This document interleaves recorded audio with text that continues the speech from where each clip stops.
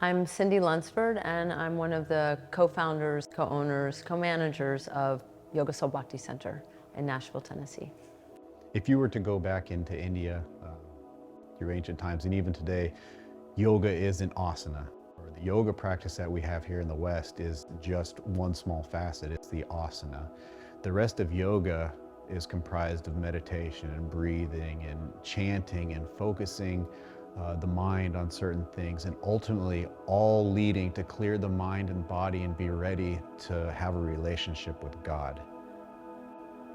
Yoga, direct translation, is union with God. It's kind of lost in the Western yoga system. We tend to take the God piece out of it. And we focus on the union, and oftentimes that gets explained as union of breath and movement, or body and mind and soul, but there's not much discussion around the soul piece. And so Bhakti is just taking this one step further. It's adding like the full picture to the yoga system. Bhakti yoga is the practice and the path of love and devotion. And for me, as a practice, Bhakti is about learning to love myself, love others, love God in ways that I didn't know was possible. The goal for the Bhakti Center is to be that next step. When people run out of energy just to do the asana, or they've done 500 asana classes and they still have questions and nobody's able to answer those questions, or maybe they've had experiences in their life that they can't explain, we are here to take on that next step. Guide them from a body-centered practice into a soul-centered practice.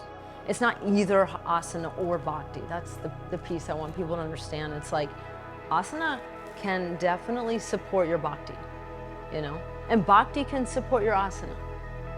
But bhakti's the means in the end. Asana is the means. Cindy comes from a yoga background, and she's owned yoga studios before.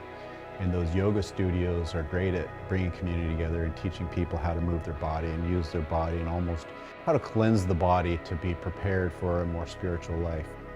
So we provide asana because that gets people on the mat and it gets them in their bodies. It makes them healthy. It purifies their mind. It makes them, simply feel good. And when people feel good, they want to do good things, not only for themselves, but for others. The majority of our classes on our schedule are asana based. Some of them offer a bhakti piece, maybe at the beginning, maybe at the end, or maybe a whole bhakti theme throughout. We call it a community center in some ways, but by that we mean like a place where we can bring the community together to practice service, the idea of service, love of all beings, Kirtan being sort of the uniting factor. If you've ever done an Om in a class, it's got this real powerful effect on everybody because it's like voices colliding and creating this one sound. And even though it's not like something we do for a long period of time, it just has this sustenance that like you feel the rest of the class.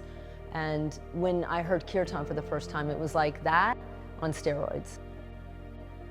Yoga is a system, it's a science developed tens of thousands of years ago. And there's so many great parts of yoga that go unknown to most of the world. We've tried to give a full picture of what we consider to be yoga. So we have asana, we have philosophy groups. We also have a lot of intellectual or community-based groups that will meet and discuss bhakti or discuss ancient bhakti literature. We also offer men's groups and kirtan events and visiting instructors who teach bhakti, very elevated and intelligent bhakti teachers who will come through the studio and offer classes. Workshops, we have monthly workshop just teaching people the basics of what bhakti is and being a resource for them more than anything.